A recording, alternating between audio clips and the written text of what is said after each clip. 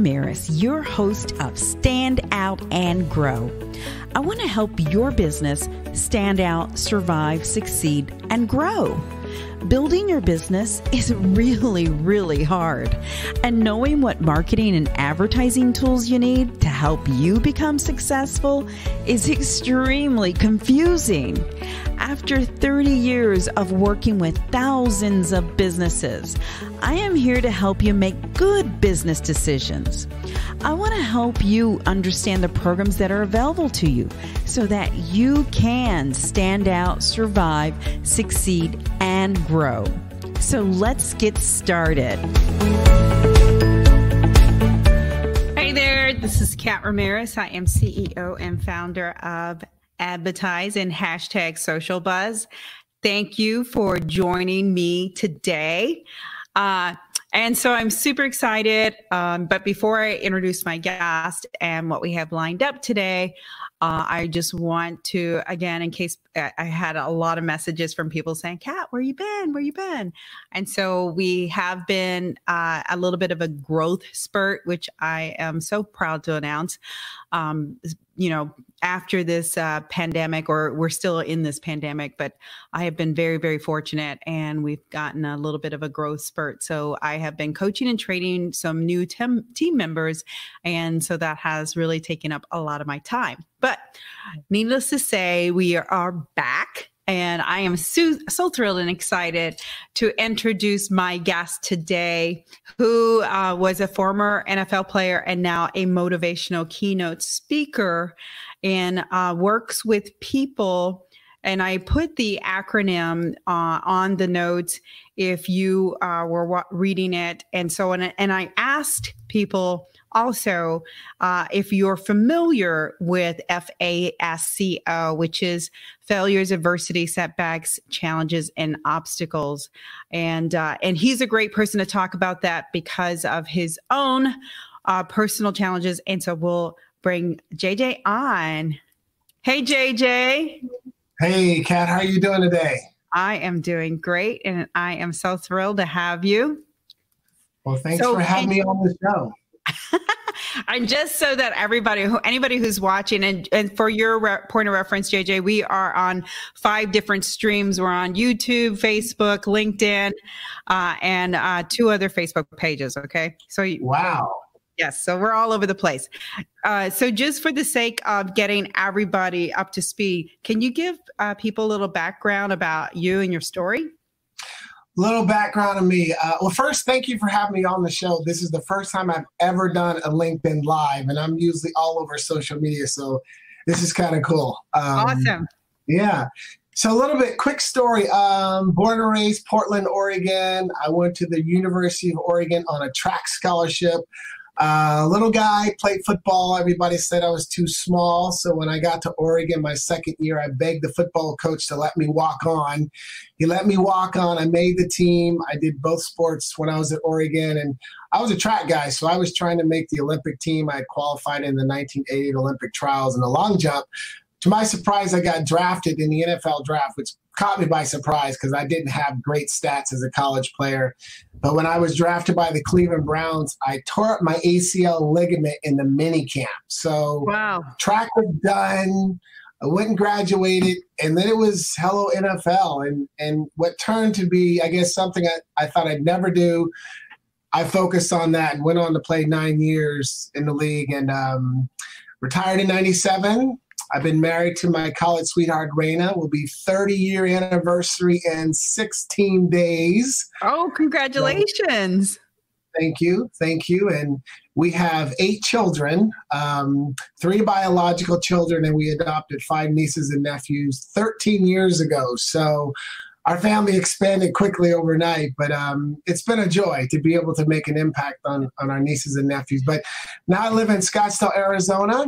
I'm a speaker, author, coach. I have an online business, and I'm just all about helping people maximize their opportunities and achieve the goals that are important to them.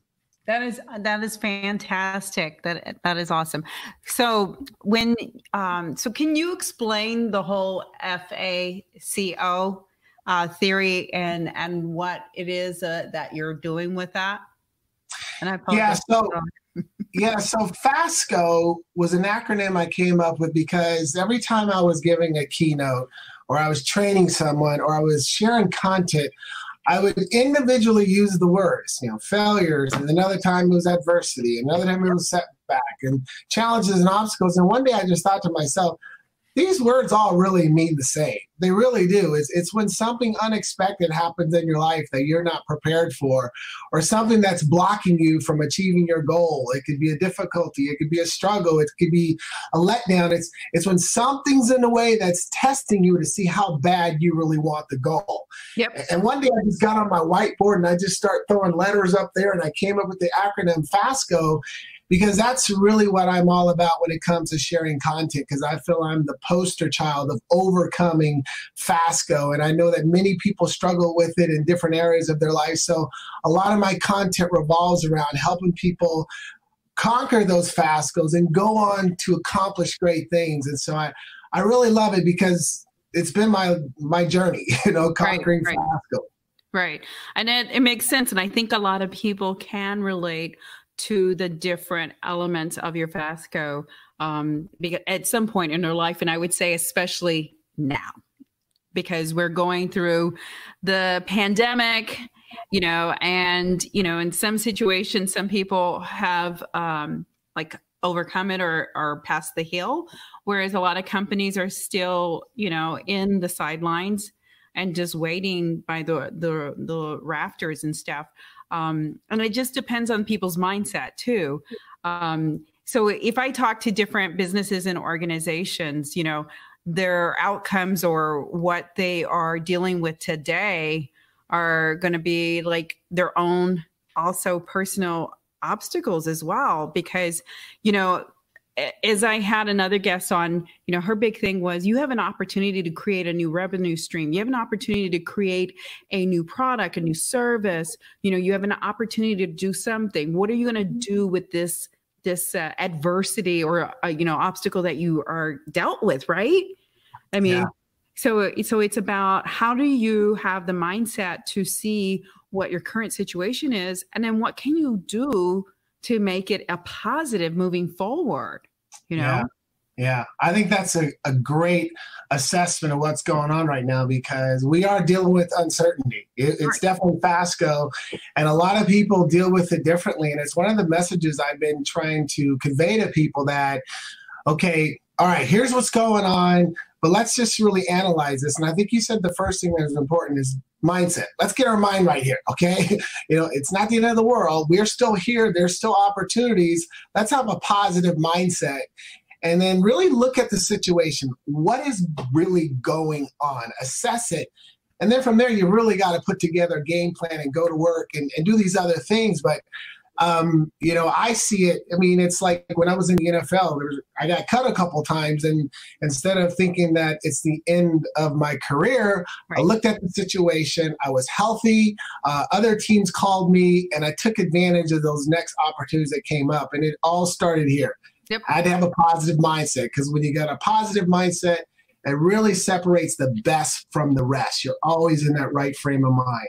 Right. And I agree.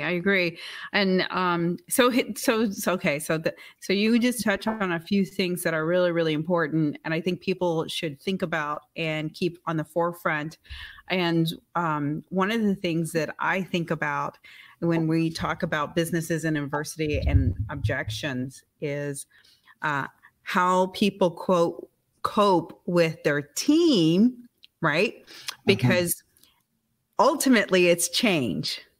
So you're going to have change. I know in my organization, I had huge changes, like major. And some organizations maybe didn't have as many because they were already in the status quo. They were already working from home. They were already doing the things that are forcing people to work in that change now, And so for my organization, they're actually comfortable with the change and they love it. Whereas I think some people aren't, because they love the social engagement in the office, So I think there's going to be some probably riff or some things happen as a result of this from teams. You know what I'm saying? Yeah. Like the cohesiveness and that feel of I'm a part of this unity which when you're remote, you may not feel, whereas when you're in these organizations where you're in these big, complexes, you do feel that, and so that's going to have a huge falling out as we keep progressing forward, Yeah, I agree. I think that's a big change for everyone. And, but right now we can't really control it. We can do some Zoom and we can do other things, but we can't really control it. So it's like, focus on what you can control. It's like control what you can control. And that's really what I try to do. It's like, what can I control when I wake up today? I can do my job. I can reach out to my customers. I can support my team until things change. And I want to get really good at and master what I can do right now, Yep. So I bet there's a lot of things that you were taught and trained in the NFL as an athlete that you probably apply and coach and train businesses and companies in the same kind of realm, I would imagine, that helps them. Yeah. Okay. That's what I would imagine, because I'm a former Air Force veteran. Okay. And so I will tell you that for a fact that whatever I learned in the military is what helps my success with my company or anything else I do, just because of that structure. I mean, like major structure. But I would think the NFL or any sports is no different. You know what I mean? Because you're putting in place into routines and standards and, things like that help, create that positive and that winning environment, Yeah. That's an accurate assessment, because when you think about the NFL, you're talking about some of the best athletes in the world, and you're talking about 1,696 men out of however many million are playing football are on an active NFL roster. So to make it to the NFL is hard enough, and to stay there is just as impossible. So there are certain qualities and characteristics and routines and things you have to be consistent about, because if you don't, Kat, there's always somebody right behind you ready to take your job. So I try to convey that to, the corporate, the businesses I speak to, because they want to perform at a high level. And we were at a high level, and I let them know, this is what it takes to perform at a high level.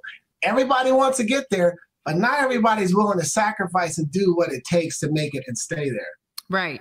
And you just hit it the hammer on the nail, because it is about sacrifice, and it is about, what is it that you're willing to do in order to get there. Okay, so just as a reminder to anybody who just tuned in or is tuning in, we have JJ Birden, who is a keynote speaker in ex-NFL, and we're talking about F.A.S.C.O.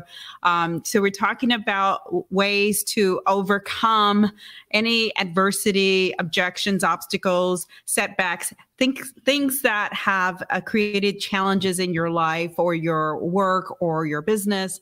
And what better timing than now because of the current pandemic. And then let's talk about the other situation that's happening that is really horrible right now, is the whole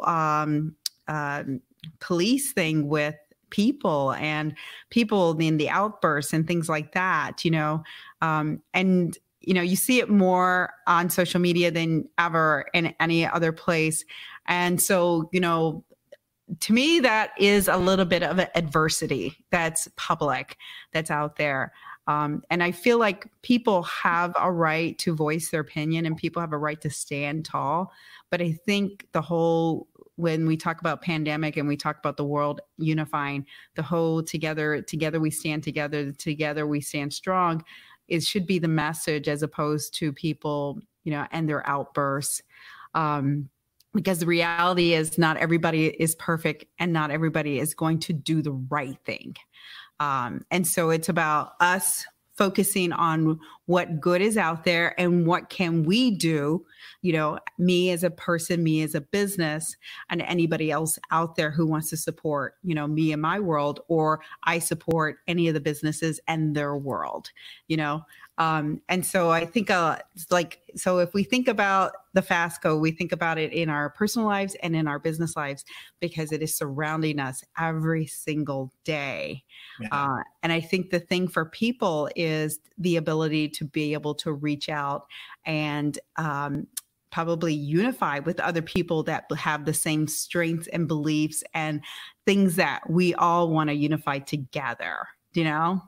Yeah, yeah, it really helps. I tell you, they need community. You know, people need a positive community. They need a positive tribe. You know, it's like you said earlier, who you hang out with, and I, you know, the people I hang out with are very positive. They're very professional. They're very uplifting. They encourage me, and you know, a lot of people need that today. And it's like. Yep. Community is a big deal. And that's why I think one of the reasons why social media and the groups are so big right now, because people want to be a part of that positive community.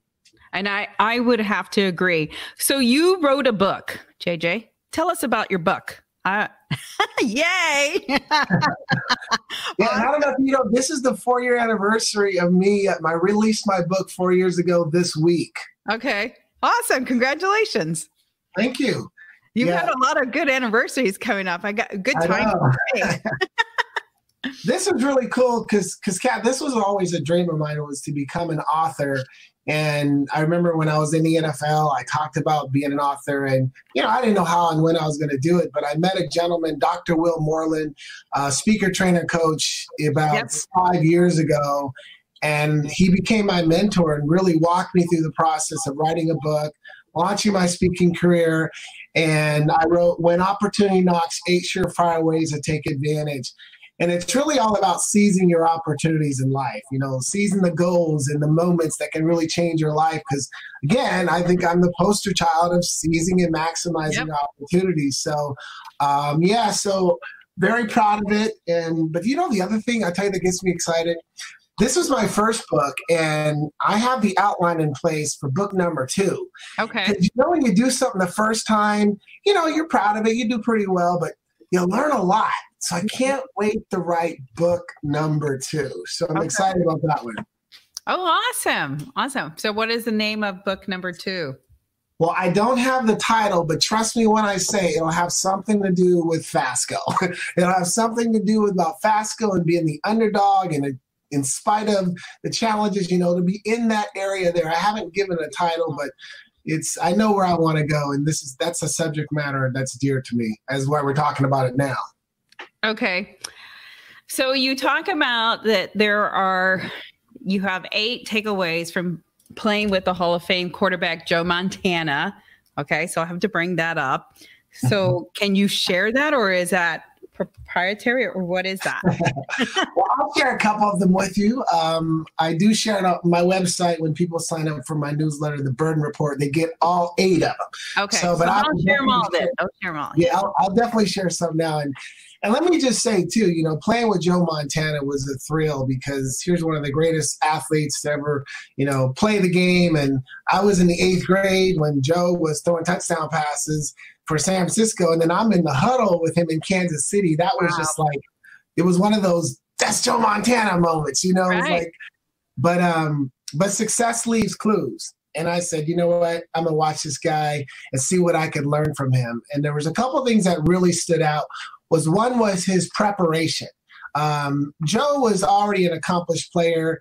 We ran the same offense in Kansas City that they ran in San Francisco, but I would always see Joe studying the plays. And I remember asking him one time, I said, Joe, don't you already know the plays?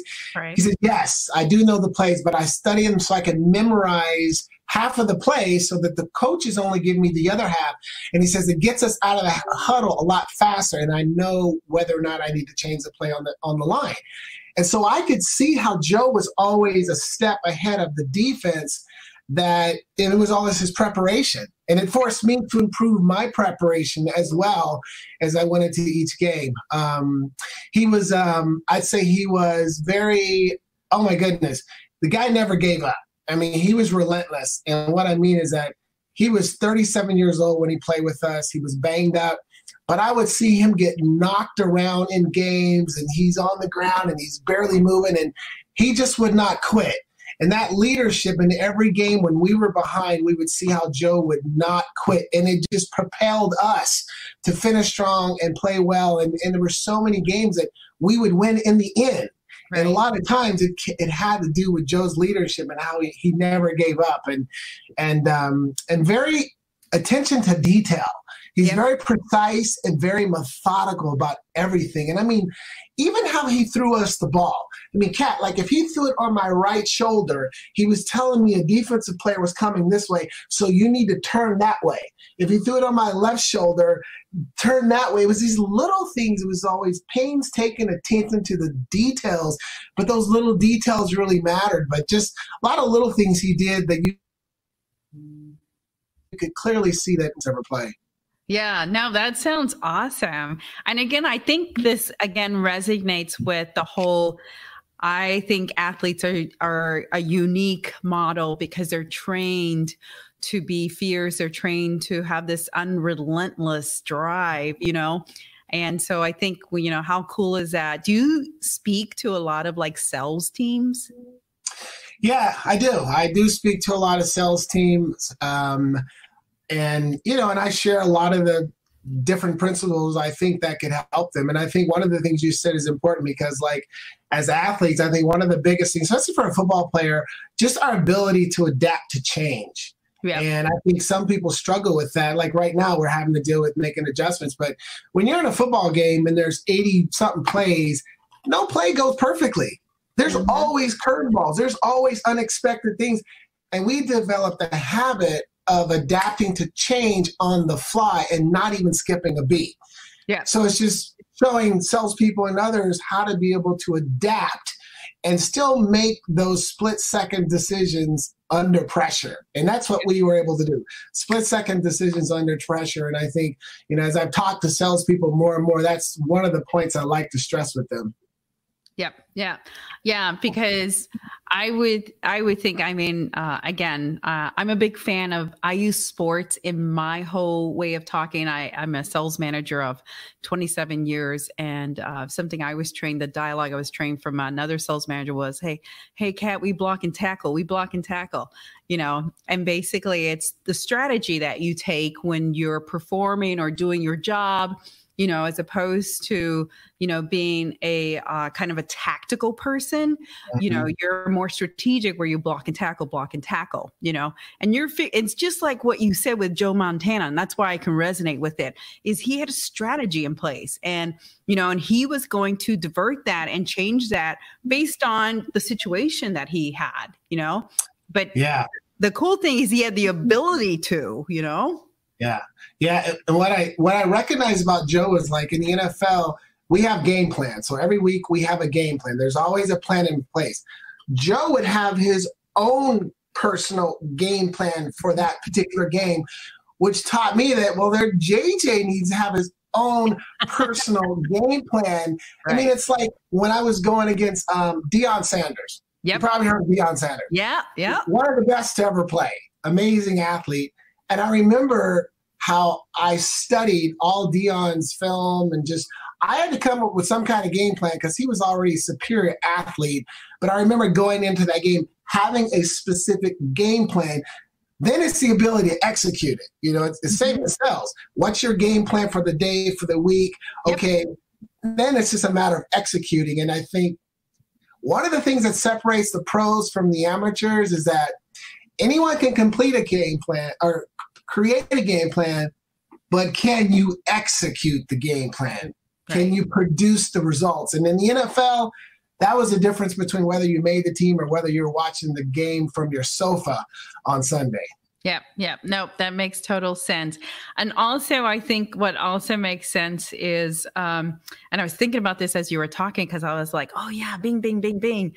It's your own personal, and this probably goes to what you speak about in the whole F.A.S.C.O is, you know, you are your biggest enemy. I am my biggest enemy. I'm the one that's going to talk me out of something. I'm going to throw up those obstacles. I'm going to throw up probably the biggest objections that I will encounter because of my own, you know, mental demons or whatever you want to call them, you know, because of, you know, how I was trained or how I deal with situations. And I think the thing I got from your website is it's a process of reteaching yourself, right? It's a process of building that confidence so that you can overcome these things, but also being tuned in too, right? Because sometimes we're not tuned in. Yeah. Yeah. And I love what you said because what you're right. Because what I try to teach is now let's flip that. And you need to be your biggest fan. You need to be your biggest supporter. You need to be your biggest believer. And as you mentioned at the beginning of this, all starts with how you think. And I tell people that you got to get your head in the game. What does that mean? You have to be able to master your thinking. You know, your thought process, your mindset, you can't be on the sideline. You got to be in the game and you got to be able to control your thinking because as professional athletes, we were trained. Yeah. When a play is called for me, I get so many thoughts could go through my head. I'm really small. That guy's big. He's going to hurt me. No, you block it out, run your 12 yards, focus on the ball, and catch the ball. Yep. And the same applies in the business world too, being able to really master your thoughts because, you know, our thoughts become our actions, right? So whatever we're thinking is what we're going to believe and what we're going to do. So, yeah. Yeah. I love that you said that because again, this comes back to what you mentioned a little bit in the beginning and what I kind of alluded to a little bit is that you weren't the biggest guy. So if you looked out on that team and you said, hey, I'm up against that big guy and this guy and this guy, you know, you could crush yourself before you even started the game, right? By mentally beating yourself up, literally, you know? Yeah. Yeah. Being an underdog is something that I've been an underdog, but I also think that everybody at some point in their life has felt like an underdog. Oh yeah. You know, I mean, 2 weeks ago, I had a conversation with someone and they were talking about how they felt like an underdog because the person they sat next to them went to some high prestigious university and they graduated from a small college and they sat next to each other. Yeah. And I told them, I said, okay, if they all think you're an underdog, you can't control that. But you don't believe you're an underdog, and you give them a reason to change that thought process. And that's what I went through when everybody said you're too small and you shouldn't play college ball. And I just said, I'll show you. And I changed everybody's thinking. But it was a process. And I'll tell you, Kat, there was a process when I didn't believe. And one thing I teach to people, I say, if your belief is not where it needs to be, you need to borrow the belief of someone else who believes in you until you get your belief where it needs to be. I love that. That's awesome. And that was my uncle. My uncle, my junior in high school, said I'd play in the NFL, and I thought he was crazy.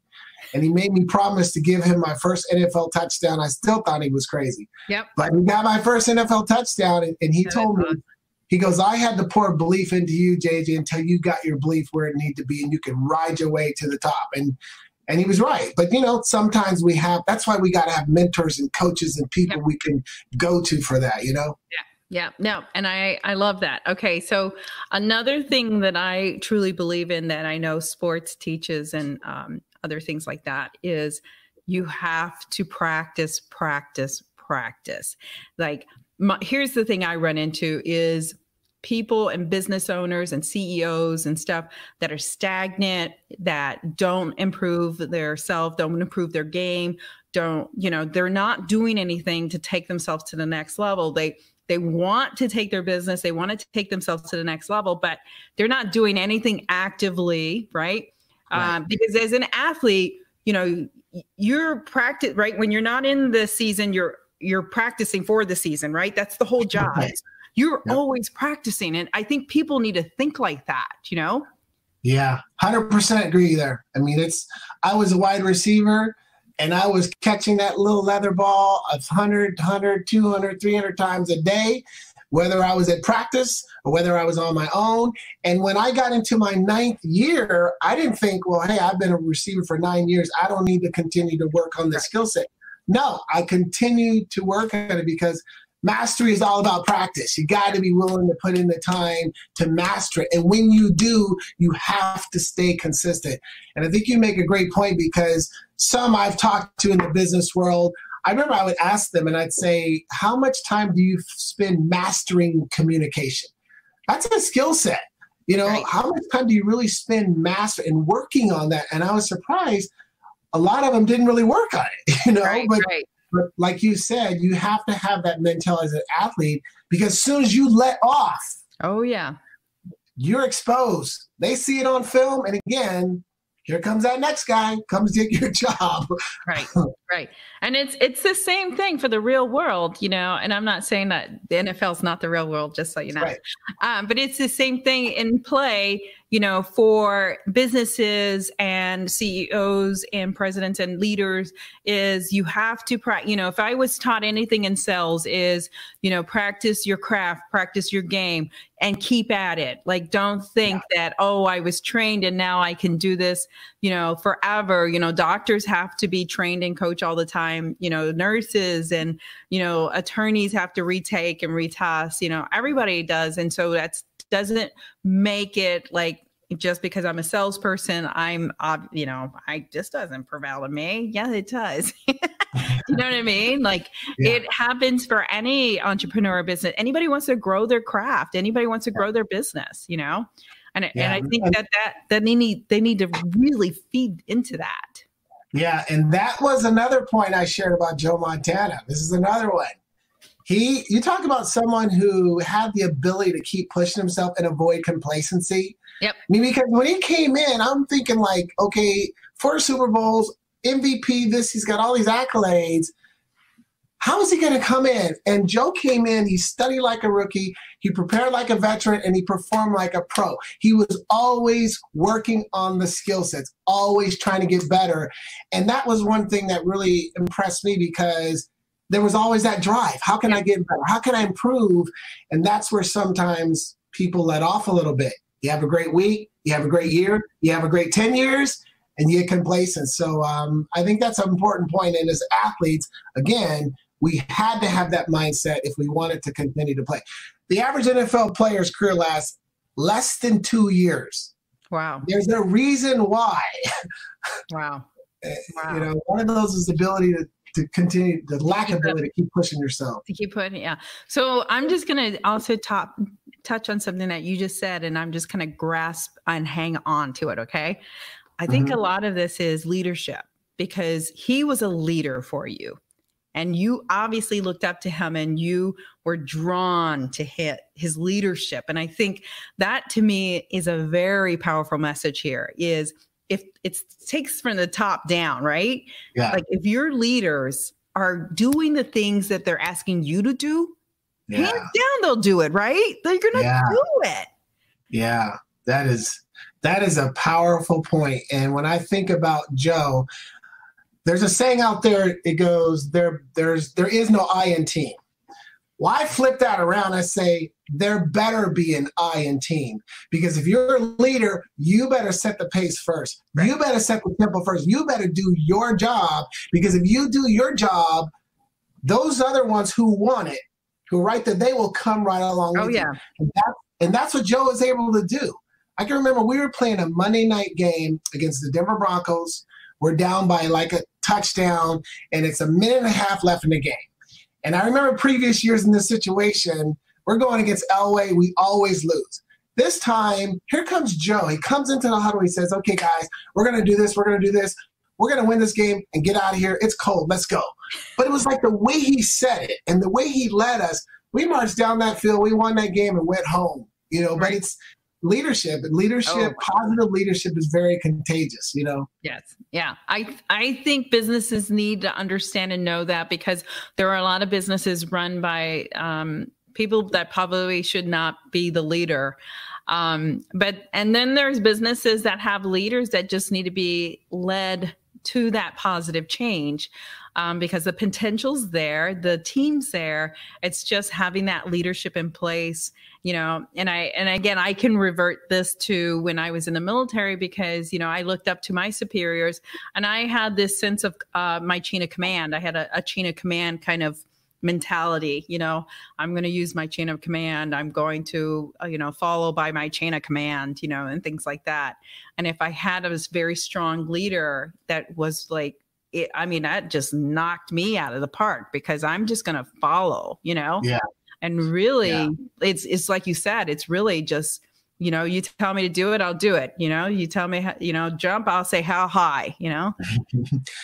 In my entire life, I've always responded better to people who've walked the walk and talked the talk, who walk the path that I'm on, or they've already achieved what I want and they're leading by example. You know, it's like, as a track and field athlete, my best coaches were the coaches who ran the workouts with me. Right. I had this one coach named Von Ray Johnson. He was about 20 years older than me, but he would run those intervals with me, and I'd see, man, he's doing it. And it would just motivate me to run harder, to work harder, to be up there with him. Yep. And so I've always tried to follow suit. You know, if I'm working with someone and I want them to do something, I'm already doing it myself. You know, I'm already leading from the front, you know, setting that pace.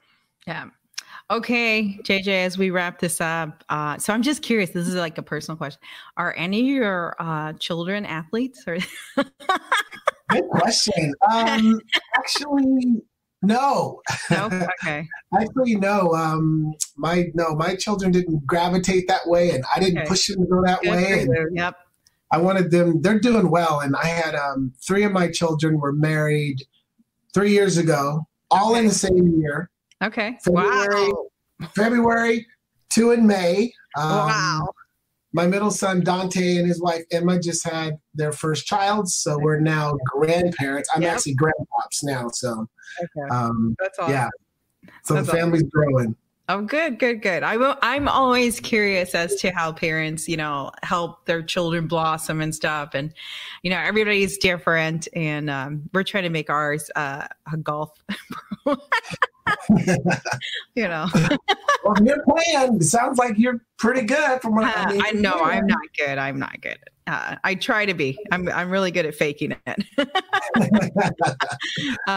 Okay, so how do people get a hold of you? You know, and I know that the eight right takeaways are there on the website, which I would highly recommend, because I will sign up for that. I think I was in really lured to a couple of the takeaways you gave today, so I think they'll be really good takeaways. Yeah, well, thank you. Yeah, and I do a monthly motivational newsletter. I'm not one of those who just shoots a newsletter out like every couple of days. I don't have time for that. So usually about once a month I'll give something motivational, and so that's the other that comes with that. But yeah, my website, jjbirden.com, that's the hub. I'm all over. Yeah, there we go. Oh, nice share. Yeah. I'm all over social media. I love to interact. I love to share positive content to just give people action steps, you know, to conquer those goals. Mm-hmm. So definitely connect with me on social media. And then if they're a company, how do they get a hold of you? What's the process? Do they connect with you on LinkedIn? Do they just go to your website? Because I would imagine you're probably an awesome keynote speaker. Well, thank you. I'm working on it. Working on my craft. But yeah, they can go to my website under contacts. I have a speaker agent, Shannon Dowry, so she handles a lot of that for me. And if people contact me through LinkedIn, I get them in contact with Shannon, because it's, you know, things are getting a little busy in a positive way. So it's nice to have someone like Shannon who can communicate with them. But yeah, that's the best way. That's awesome. Okay. So again, we had JJ Birden.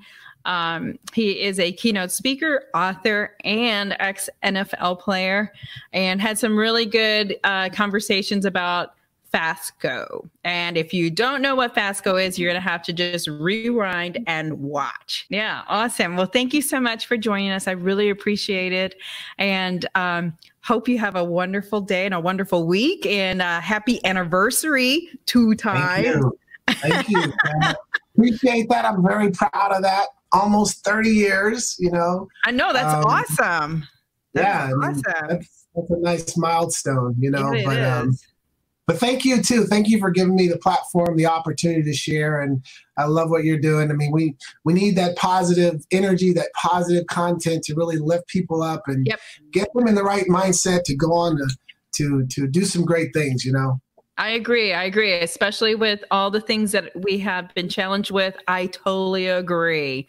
Okay, thanks everybody, and appreciate for tuning in. Again, if you have any questions for JJ, just drop a line and we'll tag him. Appreciate it. Have a great day. Thank you so much for listening to this episode of Stand Out and Grow. Check out all the notes and links at www.standoutingrow.com. I am so thankful to you for helping this show continue to grow. I want to keep producing content that you want to hear, so please leave me some feedback. I look forward to bringing you more resources and information to help your business stand out and grow. Please follow us on social media and make sure you follow this podcast so you can learn more about helping your business stand out, survive, succeed, and grow. Until next time, you got this. Advertise helps businesses stand out and grow with affordable advertising options. We will help you make good business decisions so you can save money and not just throw it against the wall to see if it sticks. Get your free strategic advertising analysis today so you can see the opportunities to stand out and grow your business. Visit www.standoutandgrow.com offers page to learn more.